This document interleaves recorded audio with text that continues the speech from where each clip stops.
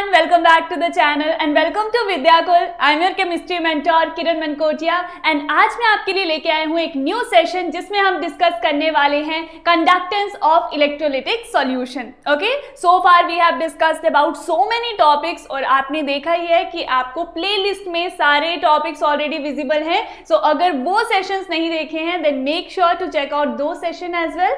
Okay, लेकिन आज के सेशन में we are going to discuss conductance of electrolytic solution. So without any further wasting time we should start the session. Okay, start करते हैं जल्दी से. ऑलराइट बच्चा, so conductance of electrolytic solution में डायरेक्टली डाइव करने से पहले we should know about some specific terms. Okay, तो फिजिक्स में भी ऑलरेडी पढ़ रखी है लेकिन केमिस्ट्री के पॉइंट ऑफ व्यू से एक बार उन टर्म्स को थोड़ा सा रिफ्रेश कर लेते हैं, थोड़ा सा रिवाइंड कर लेते हैं और जल्दी से उनको डिस्कस कर लेते हैं which are very very important to from your numerical point of view actually. Okay, all right, so those four important terms are, देखो ये नाम तो सुना सुना लग रहा होगा, रेजिस्टेंस हो गया, specific resistance, conductance and the fourth one is specific conductance. Okay, so there is a disclaimer for you people over here कि ये जो स्पेसिफिक रेजिस्टेंस है that is also called as resistivity.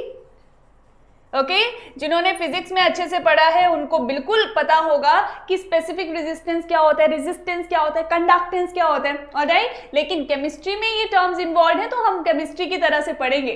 Okay, so fourth one is specific conductance that is also called as conductivity. इसे हम conductivity भी कहते हैं.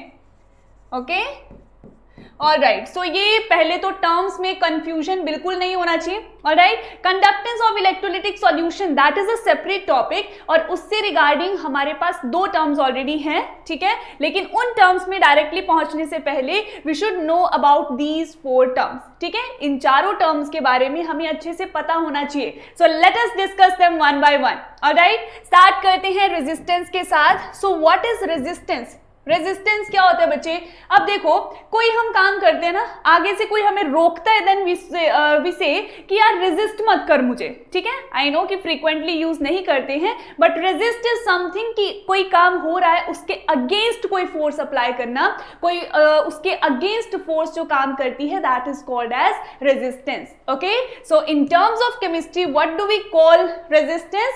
सो the difficulty offered by medium to the flow of electron current, electronic current, electric current के flow में जो opposite force apply होती है, जो उसके अगेंस्ट फोर्स काम करती है that is called as resistance. Okay, so अगर कोई करंट है किसी मीडियम के थ्रू पास कर रहा है, ऑलराइट, लेकिन वो पास होते होते एक फोर्स एक्सपीरियंस करता है which is not letting that current to pass through it properly. ठीक है, अच्छे से बिल्कुल एक्यूरेटली नहीं पास होने देती है, उसके अगेंस्ट जो फोर्स काम करती है that against force, that opposite force is called as your resistance. Okay, so यहाँ पे बच्चे देखो चारों के चारों टर्म्स जो मैंने आपको बताए हैं उनमें से आपको एक रिलेशन याद रखना है. ठीक है, उसी रिलेशन को घुमा फिरा के, उसी को मोल्ड करके, उसी को रीअरेंज करके we are going to apply the relation for each and every term. ठीक है, तो आप देखोगे कि कैसे हर टर्म में हर एक जो हमने स्पेसिफिक रेजिस्टेंस पढ़ा है, कंडक्टेंस है, कंडक्टिविटी है, उन सब में वही एक जो हमारा एक्सप्रेशन है that is going to work. Okay, so वो एक्सप्रेशन क्या है? आप देखो, if we are having a conductor, ठीक है, मान लीजिए कि एक मेरे पास यहाँ पे कंडक्टर है लाइक दिस. ऑलराइट, एक सिलेंड्रिकल कंडक्टेंस है जिसकी लेंथ है स्मॉल l. ऑलराइट, मान लो कि यहाँ से करंट भी पास कर रहे हैं, current is flowing through it. Alright, and जो एरिया ऑफ क्रॉस सेक्शन है दैट इज कैपिटल A. तो ये जो रेजिस्टेंस है बच्चा, देखो जितना हमारा लेंथ होगी ना उतना ही ज्यादा रेजिस्टेंस होगा, जितनी ज्यादा long length of the conductor उतना ही ज्यादा रेजिस्टेंस होगा. दैट मींस जो रेजिस्टेंस है that is directly proportional to length of the conductor. Okay, and if we are talking about area, तो एरिया के ये इनवर्सली प्रोपोर्शनल होता है. दैट मींस जो रेजिस्टेंस है that is inversely proportional to 1 by area of cross section. दोनों को combine करेंगे then we will get the expression R is equal to, R is directly proportional to L by A. और आपको पता है directly proportionality का sign remove करेंगे, we need to put a constant over here. So R is equal to rho L by A. तो ये जो रो है ना बच्चा that is your resistivity. Okay तो ये रेजिस्टेंस रेजिस्टिविटी को थोड़ा सा रिलेट करके पढ़ेंगे। रेजिस्टेंस के एक्सप्रेशन में डायरेक्टली प्रोपोर्शनलिटी का साइन रिमूव करने के बाद जो कांस्टेंट हम लगाएंगे that is called as resistivity. Okay so this is the expression और यही हमारा फाइनल एक्सप्रेशन है। This expression is very very important. Alright, अब यहीं पे थोड़ा सा समझ लेते हैं अबाउट द रेजिस्टिविटी। अब देखो बच्चों, रेजिस्टिविटी को कैसे एक्सप्लेन करोगे? What if L is equal to 1 centimetre, जो कंडक्टर की लेंथ है मान लो कि 1 सेंटीमीटर है और एरिया ऑफ क्रॉस सेक्शन है उसका 1 centimetre square. Okay then according to this expression क्या हो जाएगा? यहाँ पे 1 पुट कीजिए, यहाँ पे 1 पुट कीजिए, overall will be equal to 1 and यहाँ पे सिर्फ रो रह जाएगा and R will be equal to rho. Okay तो रेजिस्टिविटी को किस तरह से हम डिफाइन कर सकते हैं? Resistivity is equal to resistance only when the length of the conductor is equal to 1 centimetre and its area of cross section is equal to 1 centimetre square. Okay तो मजा आ रहा है ना अब समझने में? ठीक है कि किस तरह से हम केमिस्ट्री में भी इन सारी टर्म्स को यूज कर सकते हैं। और बच्चे there is a quite disclaimer over here, बहुत ही यूजफुल इंफॉर्मेशन है आपके पास कि देखो यहाँ पे कितना मजा आ रहा है पढ़ने में। अगर आप हमें रेगुलरली देखना चाहते हैं, इस तरह के सेशंस बहुत ज्यादा डिटेल में देखना चाहते हैं, you can download Vidyakul app जो कि डिस्क्रिप्शन बॉक्स में लिंक ऑलरेडी मेंशन है। सो मेक श्योर उस लिंक पे क्लिक कीजिए and you can download Vidyakul app और वहाँ पे जो इतने सारे फीचर्स आपका वेट कर रहे हैं, बहुत सारे फीचर्स आपका वेट करें, चाहे वो हैंड रिटन नोट्स हो, ऑलराइट, हर एक लेक्चर वहाँ पे रिकॉर्डेड पड़ा हुआ है और लाइव हम इंटरेक्शन करते ही हैं। सो चाहे डाउट सेशन हो या फिर असाइनमेंट्स हो, you can go through that. Okay और वो सब आपको मिलेगा सिंगल पैकेज में, that is Vidyakul. Alright, so Vidyakul पे I'm waiting for you people. Make sure to download it and description box में link mentioned है. Okay? Alright, so coming back to the topic. चलो रेजिस्टेंस की बात हो गई, हमने रेजिस्टिविटी की बात भी कर ली। ऑलराइट, लेकिन वो ऑफिशियल इंफॉर्मेशन, जो ऑफिशियल डेफिनेशन होती है ना कि बड़ा बड़ा जब तक किसी टॉपिक का नाम नहीं आ जाए हम उसको सीरियसली नहीं लेते हैं। ठीक है, किसी और टॉपिक के बीच में अगर हमने किसी तीसरे टॉपिक की बात कर ली मतलब ये छोटा मोटा टॉपिक है, ठीक है, लेकिन ऐसा नहीं होगा। We are having a specific resistance definition over here जिसे हम डिनोट करते हैं रो के साथ। ओके सो रो से हम इसे डिनोट करेंगे and how can we define that? It is equal to resistance only when the length of the conductor is equal to 1 centimetre और जो एरिया ऑफ क्रॉस सेक्शन है कंडक्टर का that is equal to 1 centimetre square. Okay अब हम बात करते हैं units की। ऑलराइट, सबको पता है कि जो रेजिस्टेंस की यूनिट है वो क्या है, अभी तक मैंने डिस्क्लोज नहीं किया है यहाँ पे, लेकिन ऐसा तो है नहीं कि फिजिक्स में नहीं पढ़ी है। ओके सो यहाँ पे पॉज करके, वीडियो को पॉज करके you can answer it in the comment section. Okay I would love to read your comments कि हाँ बच्चे ना थोड़ा सा होमवर्क भी कर रहे हैं साथ साथ में। ओके एंड सेशन को बहुत ज्यादा इंटरैक्टिव जब बनाते हैं ना तो और मजा आता है सेशन में जो टॉपिक्स पढ़ने हैं उन्हें अंडरस्टैंड करने में। ओके सो अब देखो बच्चों रेजिस्टेंस, अब देखो आई नो कि जिन्होंने आंसर करना था उन्होंने कर दिया है। ऑलराइट, जिन्होंने नहीं किया है उन्हें मैं बता दूं कि रेजिस्टेंस की यूनिट है बच्चे ओम। ओके ओम जिसे हम डिनोट करते हैं इस तरह से। ऑलराइट, अब देखो अगर हम रेजिस्टिविटी की बात करते हैं तो रेजिस्टिविटी की यूनिट हो जाएगी बच्चे ओम मीटर या फिर ohm centimetre. Alright so it will be ohm metre या फिर ओम सेंटीमीटर। कैसे हो जाएगी? Okay so let us understand कि ये ओम मीटर कहां से आया। देखो एज आई टोल्ड यू कि आपको सिर्फ एक एक्सप्रेशन याद रखना है, that is R is equal to rho L by A. ठीक है, अब इस एक्सप्रेशन को यूज करके, इस एक्सप्रेशन को थोड़ा सा रीअरेंज करके I can see that rho is equal to, ये राइट हैंड साइड पे चला जाएगा, that will be R A by L. ठीक है, नाउ आर की यूनिट है ohm, I have to put ohm over here।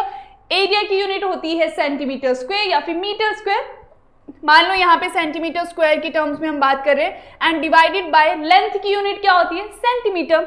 Okay so centimetre it will cut 1 centimetre and rho की जो यूनिट है दैट मीन्स रेजिस्टिविटी की जो unit है that will be equal to ohm centimetre. Okay as simple as that. Alright, complicate करने की जरूरत ही नहीं है। यहाँ पे ये तो है नहीं कि बहुत बड़ी बड़ी डेरिवेशन है या फिर बहुत बड़ा बड़ा एक्सप्रेशन है कहीं पे, नहीं, एक छोटू सा आपको एक्सप्रेशन याद रखना है, इसी को रिलेट करके you can answer each and every term. Okay, हर एक टर्म में आप इसको रिलेट कर सकते हैं, हर एक टर्म के एक्सप्रेशन को you can calculate it from this particular expression, ठीक है। Okay, so this was about the resistivity, specific resistance जिसको हम कहते हैं। Now the third important term is conductance. सबसे पहले ये पता होना चाहिए कि कंडक्टेंस को हम डिनोट करते हैं कैपिटल जी के साथ। ओके, कंडक्टेंस क्या होता है बच्चे? कंडक्टेंस ना फेवर करता है जो इलेक्ट्रॉन्स है उनके फ्लो को, इलेक्ट्रिक करंट के फ्लो को। ओके, अब रेजिस्टेंस की जब बात करते हैं तो रेजिस्टेंस तो उसको रोकता है ना, उसको जो हमारा करंट फ्लो कर रहा है उसको रेजिस्ट करता है, उसके अपोजिट फोर्स अप्लाई करता है। तो ये दोनों क्या होते हैं? They are inversely proportional, they are inverse of one another. Okay, तो इनवर्स ऑफ वन अनदर का मतलब कि जो रेजिस्टेंस है that is equal to 1/r। Okay, तो कंडक्टेंस क्या होगा? Conductance is equal to reciprocal of resistance. Okay, बिल्कुल ये अपोजिट है, एक दूसरे के बिल्कुल अपोजिट है। एक क्या करते हैं? कंडक्टेंस की बात करें so it favours the flow of current, वो इजीली फ्लो ऑफ करंट को फेवर करता है, और अगर रेजिस्टेंस की बात करें तो वो अपोज करता है। So that is why they are inverse of one another. Again I told you कि जो एक ही एक्सप्रेशन है हमारे पास, ठीक है, वही आपस में मोल्ड करके इधर उधर तोड़ मरोड़ के हमें वही यूज करना है in all these four terms. Okay, so as you can see again r is equal to rho l by a, ठीक है। और यहाँ पे देखो r/1 लिखूंगी तो गलत तो नहीं होगा, ठीक है, बिल्कुल नहीं गलत होगा। सो it will B 1/r, so 1/g is equal to rho l by a। थोड़ा सा रीअरेंज करेंगे because we are calculating g, so g will be equal to a by rho l, ठीक है, a by rho l will be the expression, और यही आपको यहाँ पे दिख रहा है, ठीक है, a by रो l। सो इसी तरह से थोड़ा सा रीअरेंज करना है and you can get each and every expression for every term over here. Okay, now what about the unit? Unit क्या हो जाएगा बच्चे? What will be the unit over here? Okay, so let's see, देखो g is equal to a centimetre square divided by rho की क्या unit calculate करी थी? Ohm centimetre. Okay, and L की क्या यूनिट है? Into centimetre. So centimetre will cancel out both the centimetre, so which implies G की जो unit है that is ohm inverse. Alright, so unit calculate करना ना बहुत इजी है अगर आपको हर एक टर्म की यूनिट ऑलरेडी पता है, ठीक है बच्चा। So this was about the conductance. अब देखो हमने क्या बोला कि जो कंडक्टेंस है that is reciprocal of resistance. Okay, और वहीं पे अगर मैं बात करती हूं कंडक्टिविटी की, ओके, सो कंडक्टिविटी क्या होगी? कंडक्टिविटी को तो पहले ये समझिए कि हम कापा से डिनोट करते हैं। This is your word kappa, okay, Greek word है, कापा से हम डिनोट करते हैं कंडक्टिविटी को, and conductivity is inverse of resistivity. Okay, जैसे जो रेजिस्टेंस है that is inverse of conductance, उसी तरह से जो कंडक्टिविटी है that is inverse of that is inverse of हमारी conductivity. Okay, resistivity is the inverse of conductivity. तो ये विटी वाले साथ में हो जाए, और ये जो कंडक्टेंस एंड रेजिस्टेंस है ये वाले साथ में कर लीजिएगा ताकि आपको याद रहे which one is inverse of other. Okay, so yes, यहाँ पे हो गई बात कंडक्टिविटी की, स्पेसिफिक कंडक्टेंस की। ऑलराइट, नाउ यूनिट्स की बात हमने ऑलरेडी कर ली है और उसको कैलकुलेट भी कर लिया है कि जो कंडक्टेंस है that is having the unit ohm inverse. Alright, okay, so this was about the conductance. Now coming to the conductivity, fourth important term is conductivity. और कंडक्टिविटी को कैसे डिफाइन करेंगे? Yes, how can we define conductivity? देखो बच्चों, specific conductance of an object is its conductance when it is 1 meter long and its area of cross section is 1 meter square। Again थोड़ा सा देखो, g is equal to, g की value हमने क्या calculate करी थी?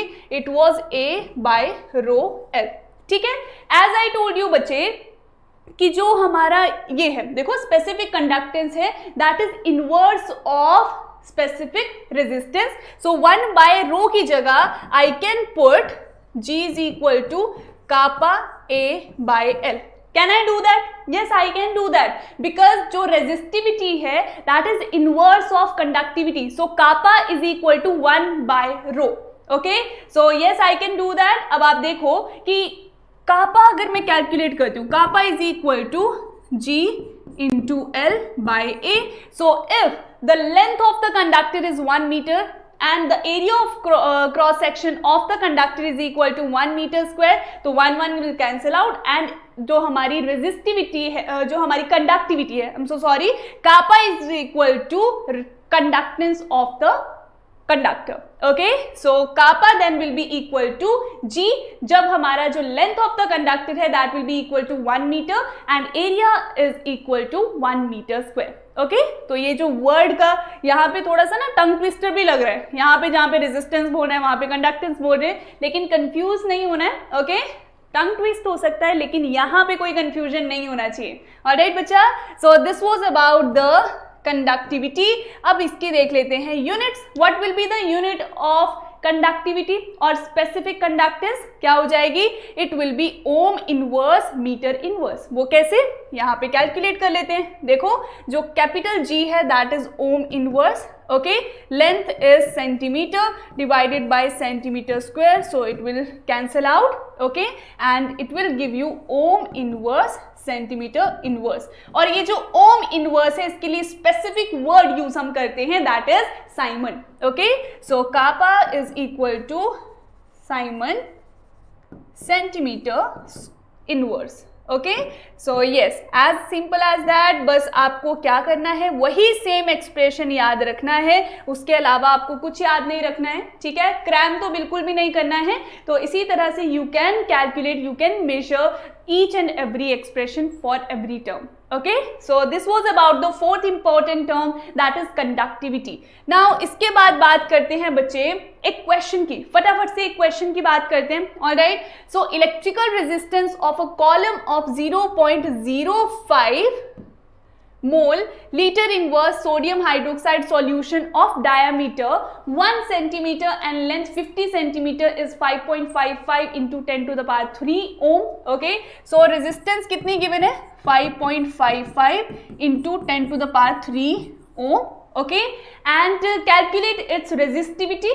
That means हमें सबसे पहले रो की वैल्यू कैलकुलेट करनी है. Okay, then we have to calculate conductivity, kappa की वैल्यू कैलकुलेट करनी है. Okay, then we have to calculate the molar conductivity, lambda M we have to calculate. Alright बच्चा, एज सिंपल एज दैट. अब देखो बच्चों, हमें डायामीटर गिवन है.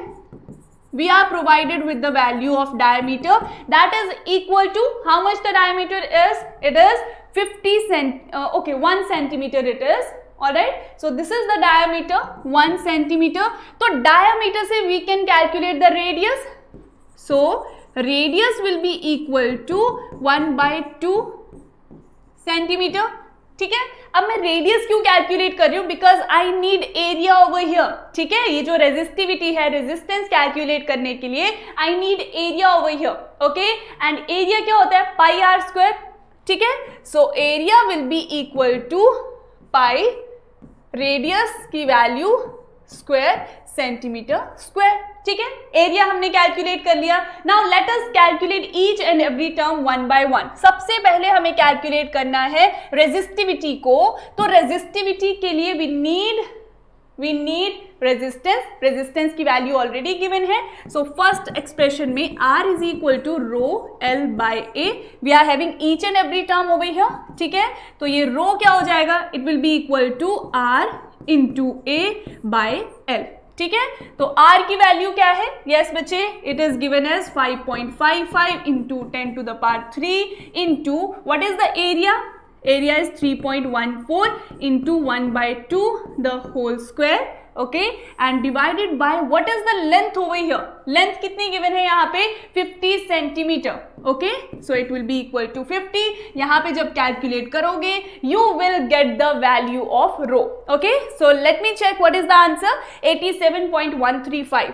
87.135 is the answer. Okay, and unit लगाना कभी भी नहीं भूलना है. So that is how we can calculate the value of resistivity. ठीक है, कैलकुलेशन पार्ट तो इजी है. सबसे पहले आपको कहाँ से एक्सप्रेशन लेके आना है, किस तरह से कैलकुलेट करना है, that is important. Okay, now next we have to calculate the conductivity. Kappa, kappa क्या होता है बच्चे?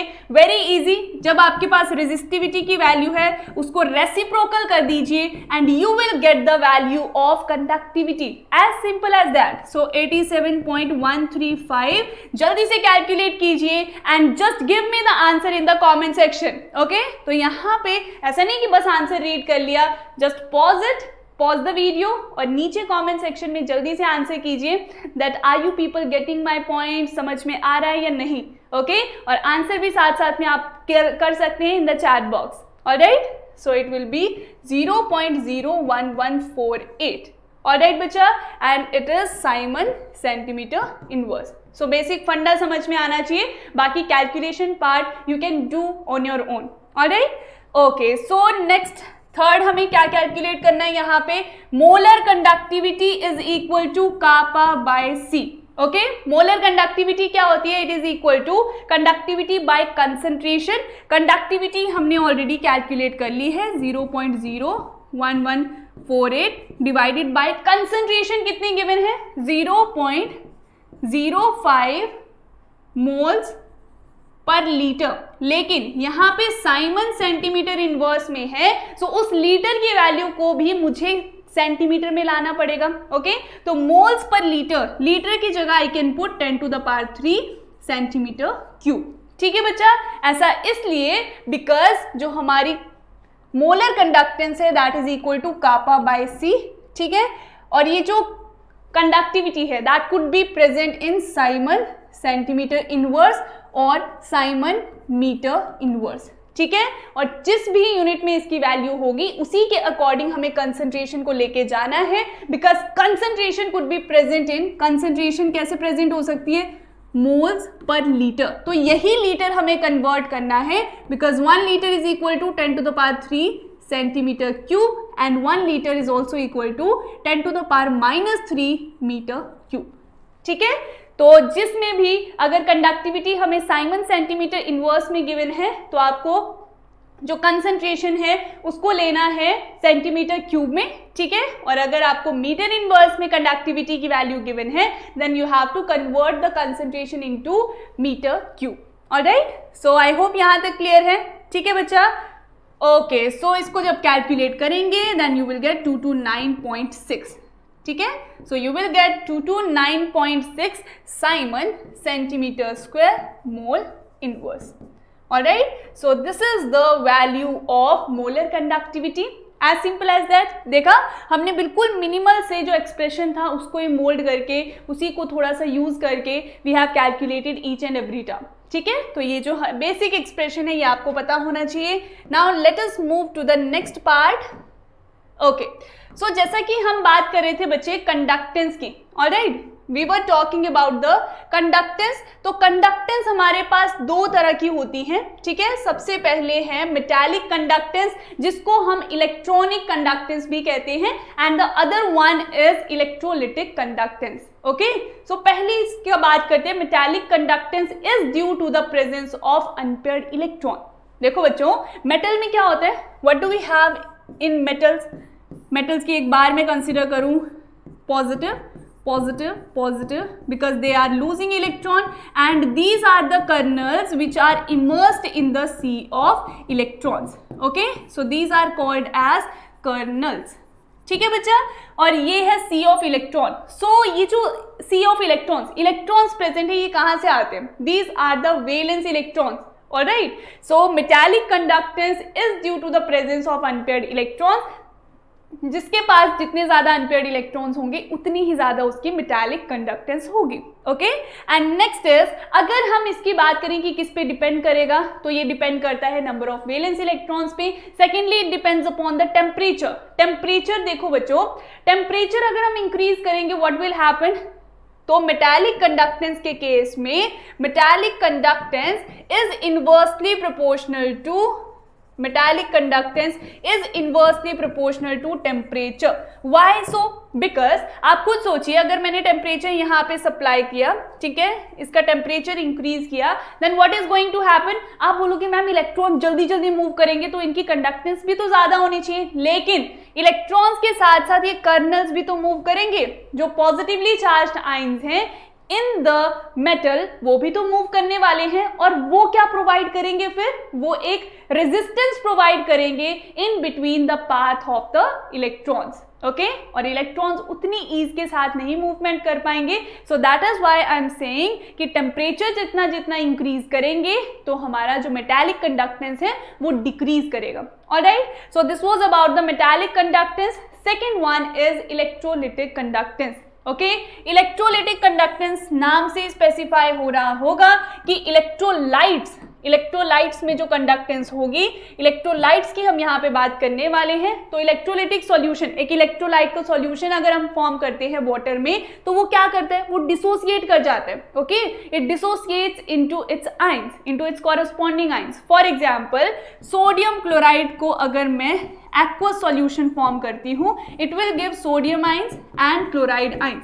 तो आप देखो बच्चों, एक वो अच्छे खासे मॉलिक्यूल से, अच्छे खासे सॉल्ट से आयंस में कन्वर्ट हो रहे हैं. Okay, so these ions are the charge carriers जिनकी मूवमेंट की वजह से ही electrolytic conductance exist. Okay, secondly अगर हम यहाँ पे बात करते हैं टेम्परेचर की, that is very important aspect over here. तो इलेक्ट्रोलिटिक कंडक्टेंस, देखो बच्चों, मान लो ये बीकर में है, ठीक है, यहाँ पे और भी sodium ions, chloride ions present है.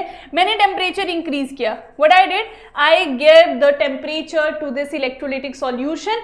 देन व्हाट आई सॉ, मैंने क्या देखा वहां पे कि जो हमारे आयंस हैं उनकी मूवमेंट बहुत ज्यादा फास्ट हो रही है. ठीक है, आयंस की मूवमेंट फास्ट होगी, मतलब चार्ज कैरियर्स की मूवमेंट फास्ट होगी, उनकी काइनेटिक एनर्जी इंक्रीज करेगी, और यहाँ पे तो कोई रेजिस्टेंस भी नहीं है इनके फ्लो में. Okay, so that is why यहाँ पे जितनी ज्यादा फास्ट मूवमेंट होगी, इलेक्ट्रोलिटिक कंडक्टेंस उतनी ज्यादा इंक्रीज करेगी. ठीक है, so that is why temperature is directly proportional to electrolytic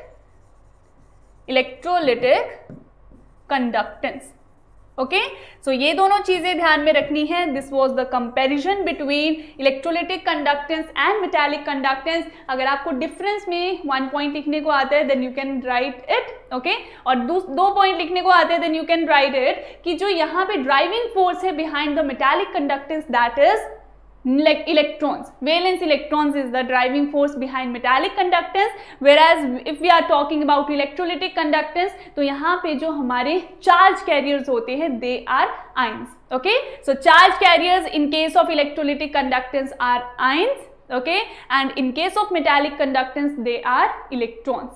ठीक है बच्चा, so yes, this was about the conductance of electrolytic solution. Hope you enjoyed the session, and if you did then you can watch me on Vidyakul. तो विद्याकुल को join कीजिए जल्दी से, and the link is given in the description box. See you there everyone, क्योंकि वहां पे तो रोज मुलाकात होती रहती है. Okay, so see you there, and yes if you like the session तो give it a thumbs up. इसे थम्स अप देना मत भूलना, and share it with your friends, and share your valuable feedback in the comment section as well. Okay, see you there, bye bye everyone, thank you so much, take care.